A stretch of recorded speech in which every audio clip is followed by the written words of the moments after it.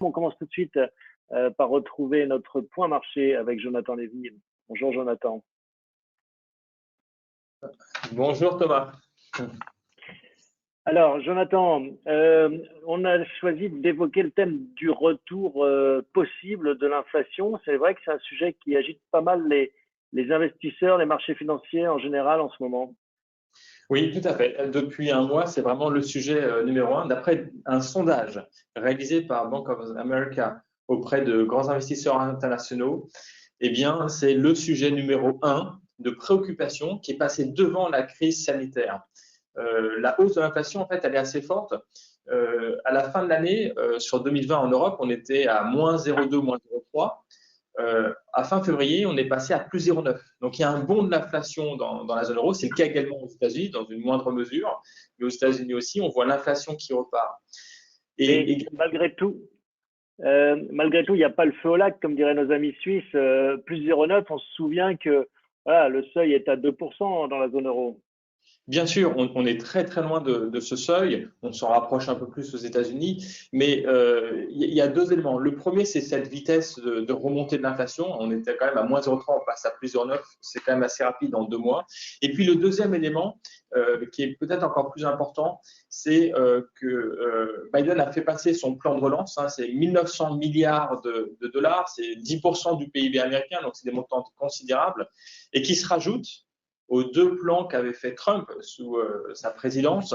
Donc, c'est un élément supplémentaire et qui se rajoute à une politique monétaire ultra accommodante aux États-Unis et en Europe. Et donc, les marchés se demandent à un moment donné si tout ça, ça ne va pas finir par créer de l'inflation. Et comme on voit l'inflation partir en flèche dans ce début d'année, plus les perspectives de remontée des prix avec ces plans de relance, effectivement, les marchés se sont inquiétés au cours des 30 jours écoulés. Alors, est-ce que vous, à titre personnel, ça vous inquiète? Est-ce que vous achetez plutôt la thèse rassurante que prônent certains, ou est-ce que vous dites oui, en effet, il y a vraiment un risque? Non, je pense que les marchés surréagissent sur ce sujet-là, comme sur beaucoup de sujets d'ailleurs, et ça crée des opportunités. Ils suragissent parce qu'il y a effectivement 2 thèses qui s'affrontent. Il y a la thèse en fait du dentifrice. Je ne sais pas si vous connaissez la thèse du dentifrice. Oui, une fois qu'il est sorti du tube, c'est difficile à remettre dedans. Exactement. Donc c'est pareil sur l'inflation. Lorsque l'inflation part, c'est très difficile à l'arrêter.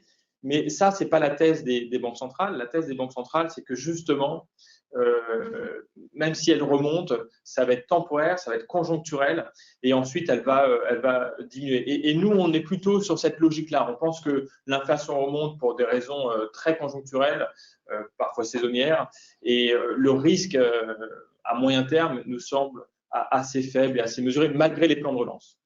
Et on rappelle qu'un peu d'inflation, ça n'est pas mauvais. Pendant longtemps, et notamment après la crise de 2008, on a craint la déflation, qui était un scénario encore pire.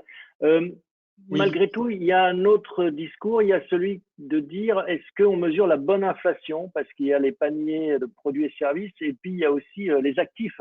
Et quand on regarde le prix des actions, quand on regarde le prix du Bitcoin, quand on regarde le prix de l'immobilier, on voit que là, les prix augmentent fortement, ce qui n'est pas forcément le cas des salaires, des produits ou des services. C'est vrai. Et les banques centrales, en fait, sont très sensibles au prix des actifs. Elles sont sensibles, en fait, à l'équilibre général du système financier. Et c'est pour ça que la réaction de la Fed a été un peu mesurée sur la question de la hausse de l'inflation. En fait, derrière la hausse de l'inflation, il y a eu la question de la hausse des taux. Les taux ont remonté très sensiblement. On le voit, en fait, sur le graphique à l'écran. Ça, c'est les taux américains. Le compte est en effet raide. Voilà, vous voyez, le taux du Trésor américain à 10 ans est passé de 0,5, de 0,46 à 1,70 en gros. Il fait sur, un peu sur plus. Combien, sur quelle période, sur quelques mois, hein? 2020 et mars, en 9 mois, il fait x3. Donc c'est quand même une hausse qui est importante, hein, 120 points de base en quelques mois, c'est rapide. Pas beaucoup de périodes où on observe une telle hausse des taux. Donc ça a inquiété les marchés. Et alors, quand vous dites qu'il faut profiter de cette opportunité, comment est-ce qu'on fait? Alors, Comment est-ce qu'on fait? En fait, c'est toujours le moment où le marché se pose des questions et donc il y a des turnovers, il y a des rotations et il faut bien comprendre ce qui se passe en ce moment.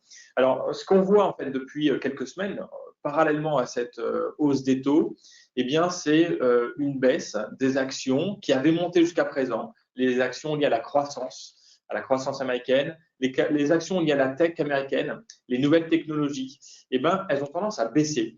On dit que la tech, le Nasdaq, est l'indice le plus sensible, le plus en risque à la hausse des taux. Donc, si vous pensez à la hausse des taux, il vaut mieux diminuer l'impact, l'exposition à la tech américaine.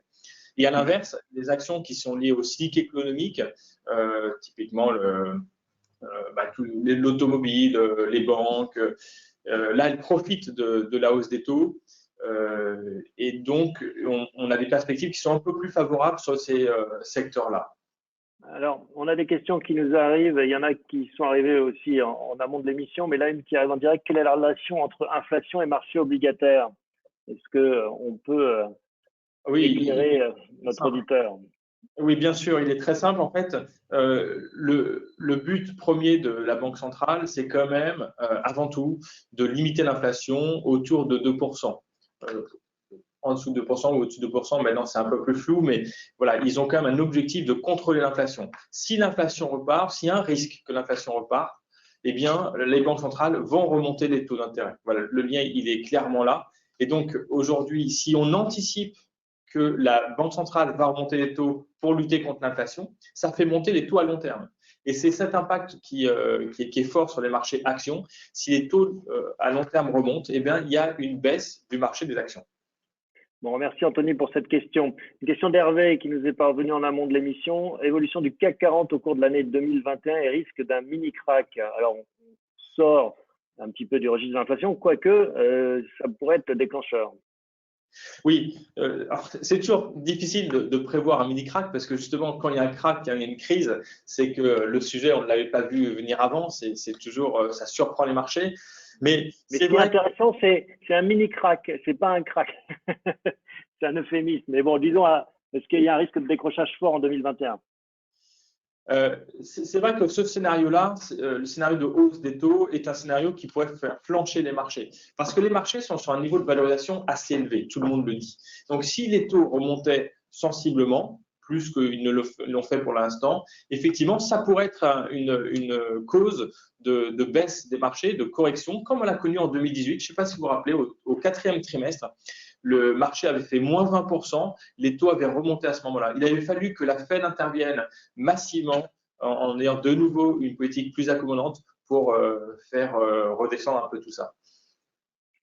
Question de Didier, quand on voit le niveau des CAC et de ses petits camarades européens, les indices européens, au-dessus de leur record de décembre 2019 et au vu des niveaux des PER, des Price Earning Ratio, le ratio entre prix et cours de bourse qui sont élevés, est-ce qu'il faut plutôt être prudent ou plutôt aller vers les États-Unis ou l'Asie, demande-t-il?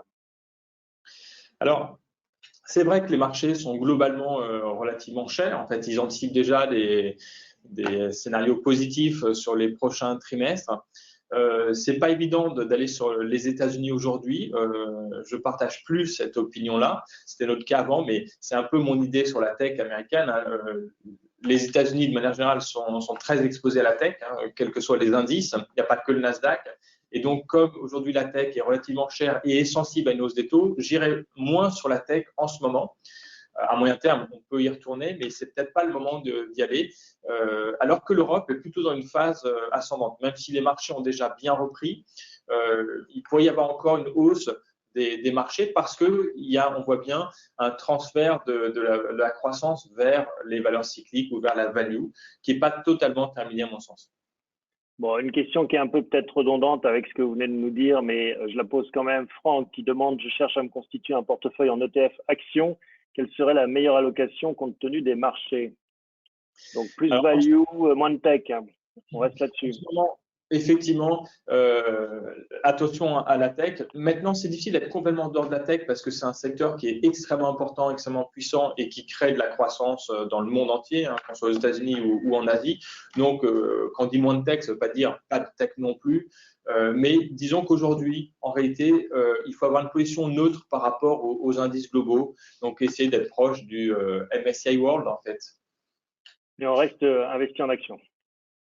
Oui, les actions, en fait, malgré tout, représentent quand même une opportunité, une attraction qui est plus forte que les obligations. Les taux ont remonté, mais pas suffisamment, à mon sens, pour être attractives.